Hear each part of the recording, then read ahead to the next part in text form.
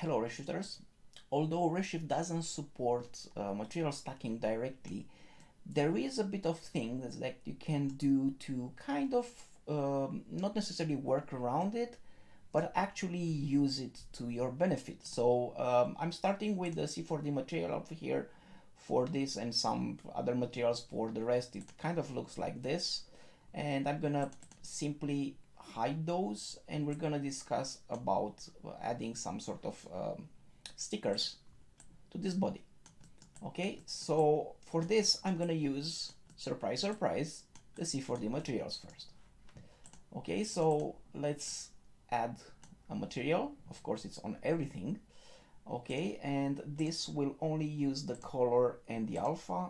For the color I'm gonna use a texture. So let's load an image, go to my textures here, and I'm gonna start with number 32. Yes, and of course it goes like this, and it goes like this because kind of this is the UV mapping. You can see here the UVs are a complete mess, and it is what it is. Okay, to be honest, at this point I don't care about UVs. I don't want to use these UVs anyway, so they're useless to me. Okay, first let's put this on flat and use this, which is absolutely nice because, well, it's interactive and it's in the viewport, right? So make it smaller, then of course disable tiling and put it somewhere we can use it. For the moment this kind of works, and I'm saying kind of works because I haven't set up any transparency. So let me just move it.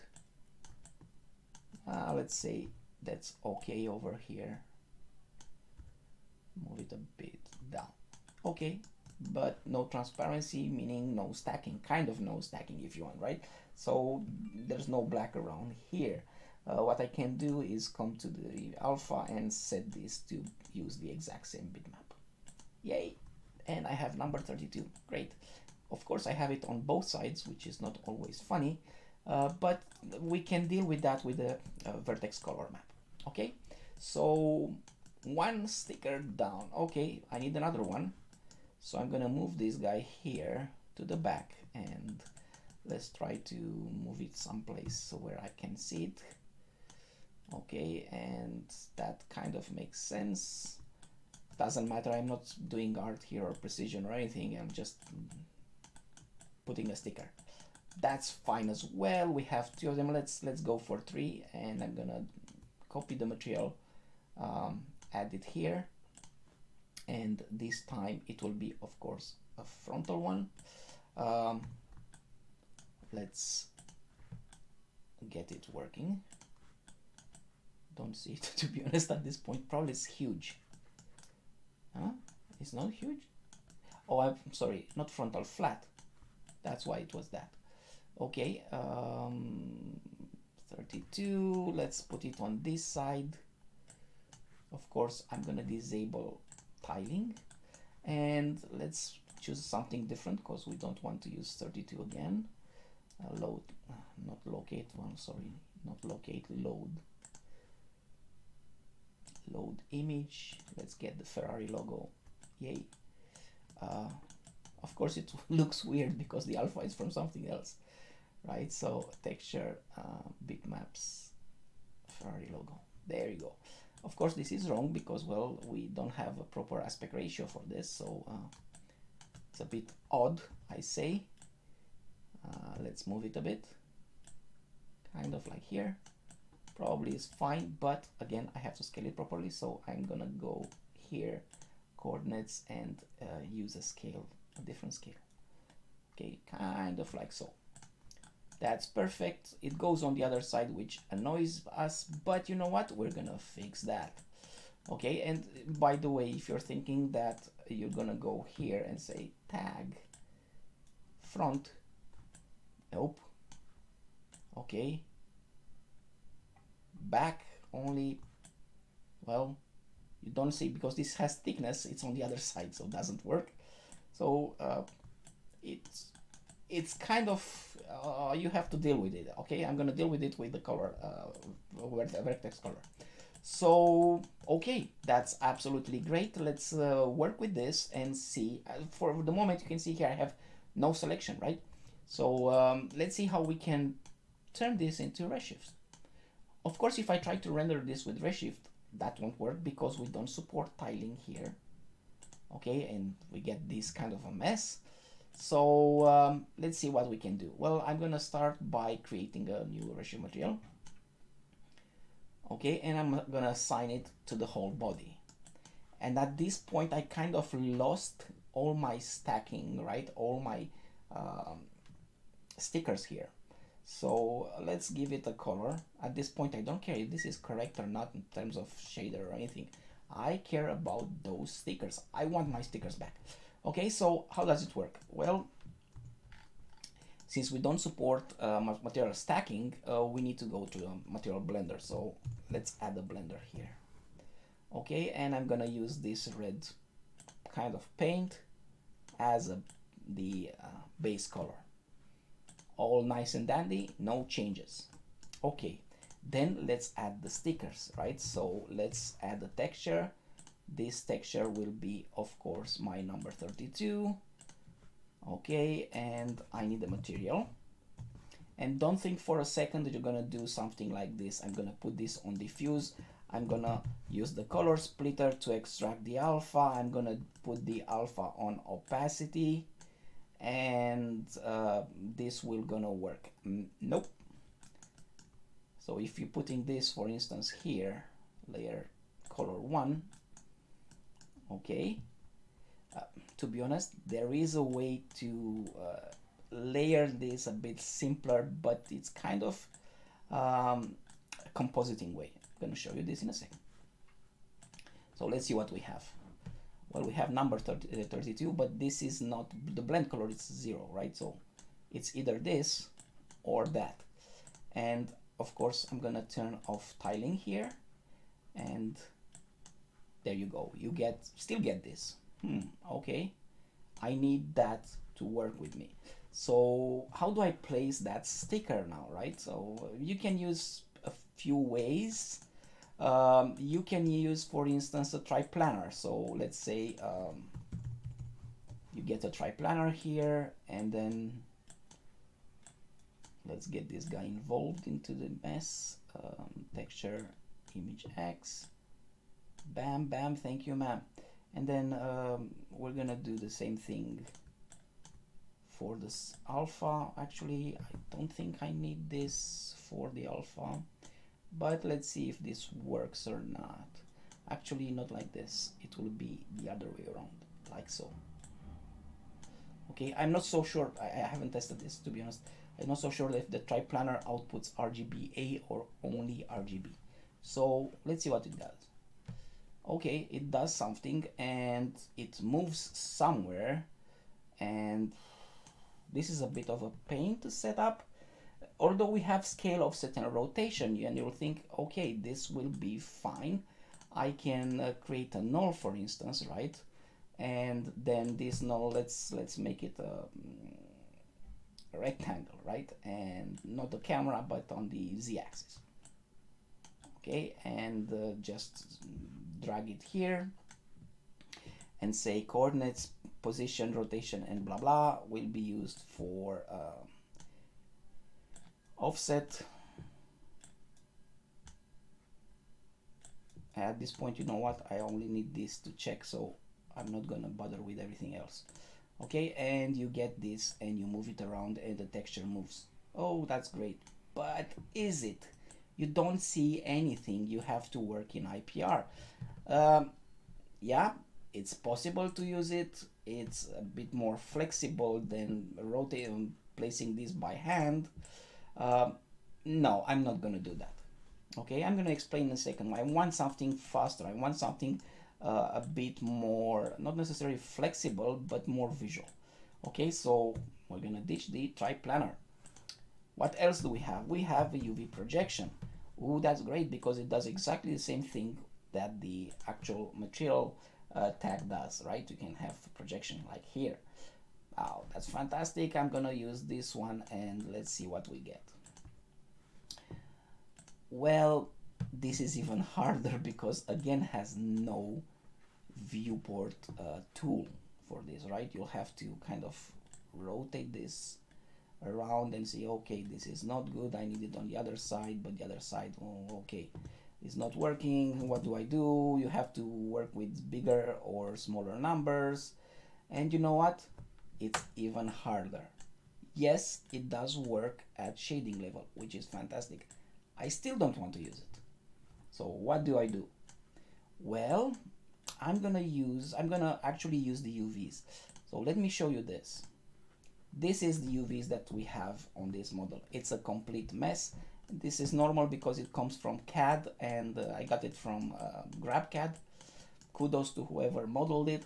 And the thing is, these are actually NURBS patches, so they ended up with this kind of mess in the UV space, right? But these guys, every single time I add a material tag, I do get UVs.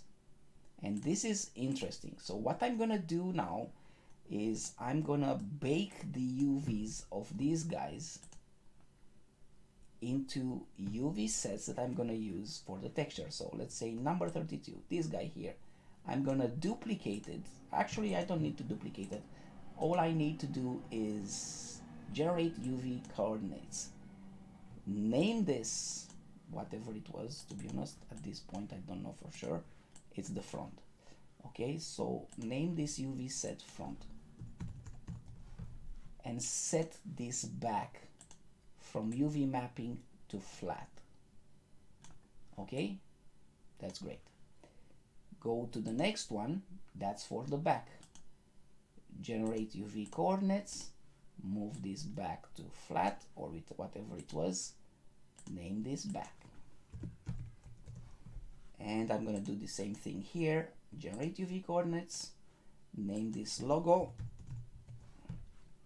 put this back to flat. Okay, see, no difference whatsoever for the moment, but I can set this to UV channel to be one of these, right? So I'm gonna drag this one front, and what do you know? This works. Okay, that's great. And I'm gonna repeat the process, of course, with the other one. So I have 3 of these. So 1, 2, and 3. This will be the back. And this will be the logo. Okay, and of course this will use the other texture, not the 32. So I'm gonna use the Ferrari logo. That's great. And if I check what's going on here, I'm gonna get this guy, or this guy. Fantastic. Okay, so now all I have to do is build my shader. So the number 32 on this material, that's perfect. Let's get another material. That's perfect. And let's get even another material, and that will work as well. Okay, this will be layer 2, and this will be layer 3. Okay, let's see the result. So far we'll see probably nothing. Okay, and it only works for the first one because I have it as a texture. I don't see the red, I don't see anything else because I have no transparency, right? So let's get a splitter to extract the alpha. Let me just delete the R, G, and B because, well, I don't need it. I want to make it smaller. Okay, this will be layer color 1 blend color. Wow, I got the red back. Okay, this will be the 32 on the back, layer 2 blend color. There you go. And I need the Ferrari logo. Okay, easy peasy. Layer, come on, layer 3 blend color. Everything works, no problems whatsoever. Okay, the only thing that I'm stuck somehow is with the actual projection if you want, because it goes front and back and so on and so forth. So what can I do here? Well, I can create a vertex color, right? You can see here we have a vertex color, okay, which at this point, let me just close it, does nothing. Okay, so let's try to point or polygon point, doesn't really matter.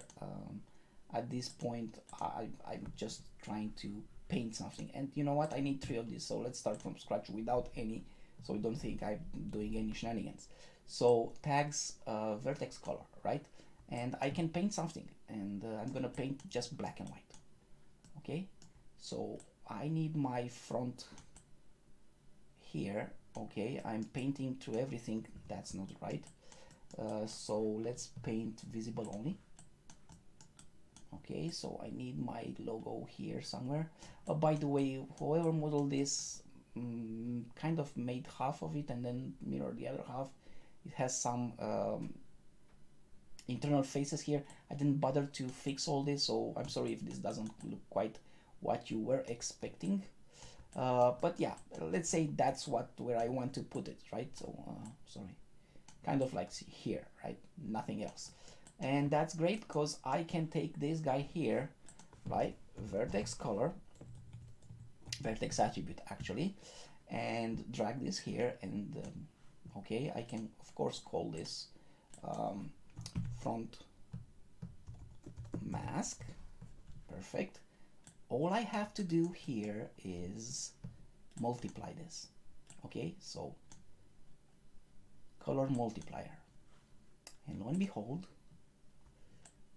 the front one, it's, well, it should be just on the front. Okay, so it's on the back as well. So at this point I'm like, okay, what vertex color I have here? Why is this color? Well, it's that color because it doesn't read the updated name. It's still called vertex color. So front mask. Okay, so let's see how this works now. Well, now it's black, right?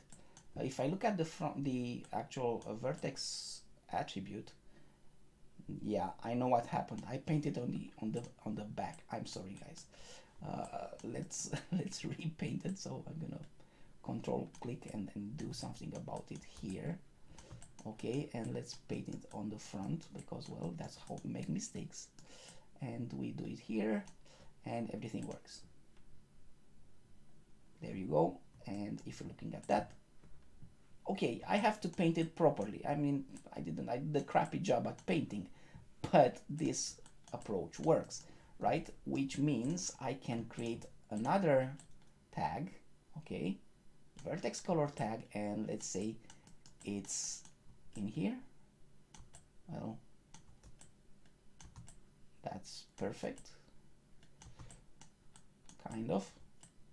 Okay, and I can drag this guy here, and let's name it, but I should have named it before, back mask. You see here it doesn't update, you have to do it manually, and then multiply this guy here, right? So color multiplier, ta-da, we got the back, thank you very much, and we have a black here. Okay, we have to fix this, just a second. Okay, so if you're looking at this guy here, that's all that you get. And if you're looking at this is also all that you get. And let me just enable the dome light here. I want something in the background, so for this I have nothing. I'm gonna use this 50% gray, okay, just to check what I have. Okay, that seems fine. The problem is that you have painted, well, I have painted this just RGB, not RGBA.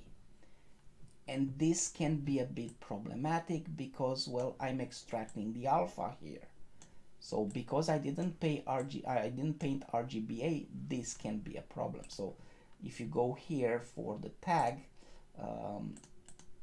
you can see here vertex color. I just painted RGB instead of RGBA. Okay, let's go back to this guy, which is the front one, by the way. Okay, and make sure that I'm painting RGBA. So let's remove everything.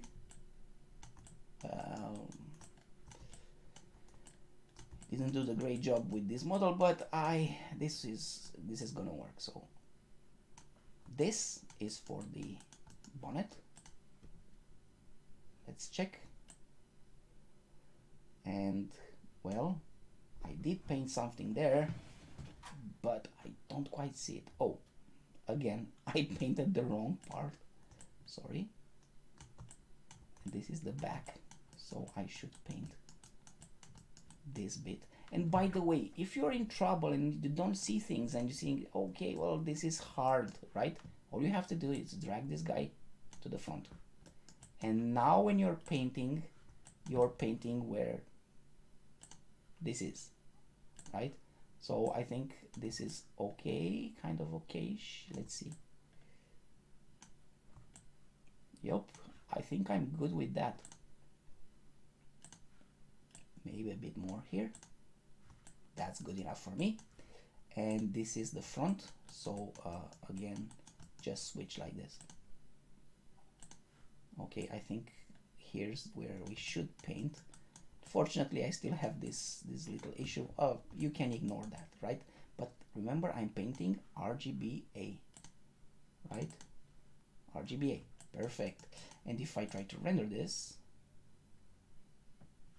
with the Redshift material, come on, this should work. Let's see. This is working here, nothing underneath. Well, still black there. Probably I'm not painting RGBA or something happens. Okay, I can check what's happening, but let's see why actually, because this is RGBA and it's only color multiplier. I'm not multiplying the alpha. That's the problem. Okay, you see here there's an alpha multiplier, and if you're looking at this, I should put this on alpha multiplier, and that's working. I don't necessarily need the alpha probably, but we're gonna see in a second. So I'm gonna connect this also for the alpha multiplier. That fixes it. Okay, and we only need this bit, which is, let's go back. I'm just moving this, nothing else. I need this, so tags, other tags, vertex color. I think that's good enough, and let's call this logo mask and do the same thing. Okay, logo mask, bang, multiply this by the color and by the alpha. And to be honest, that's all there is. Okay, at this point, let's see if this works. Of course, I need the Redshift shader to be the first one, so come on. Okay, so we have the Ferrari logo, we have the 232 stickers, and everything works. And the beauty of this approach is I can visualize this in a second by moving this back. Everything works, but if you need to, for instance, move the logo a bit, okay, so let's say you're moving it, you don't want there, sorry, let's say you don't want it, come on, the tag is flat, let's say you want it over, I don't know, here somewhere, okay, all you have to do is two things: update your vertex color and rebake this. Okay, so right now if I'm trying to render, there will be no change because the UVs are the same, and you can see here this is still there, right? Let's bake this again, generate UV coordinates, remember, flat. Okay, I can delete this one which was called logo and call this one logo, and we still need the third mask, which is this guy here, and let's paint it a bit somewhere there. It doesn't have to be precise, really. I mean, it's just something there. There you go. Okay, so you repeat the process every time you change things, but you know what? The biggest advantage of this is the fact that you can see things in your viewport, and I'd say this is a huge advantage over everything, really. I mean, if you really need to, you can remove these inside edges, inside faces, and make sure that, well, you position everything where you need to. But yeah, this way you got both worlds. You have the viewport working, and you have the render working by switching here. As simple as that. Well, hope it helps. Happy shooting. Cheers.